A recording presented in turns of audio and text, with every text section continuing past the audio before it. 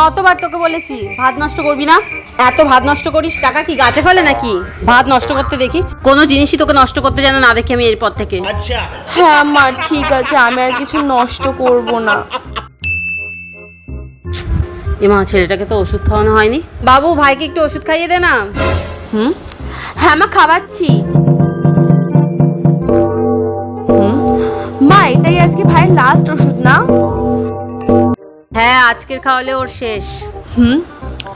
ঠিক আছে,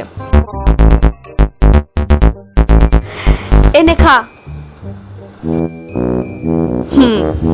মেয়েটা তো একটাও কাজ ঠিকঠাক করে করে না। কি জানি ওষুধ খাওয়াতে গিয়ে কি করলো আবার, যাই গিয়ে দেখি। এতটা ওষুধ বেঁচে গেল। মা তো বলেছে কোনো জিনিস নষ্ট না করতে। शाबाश बेटा।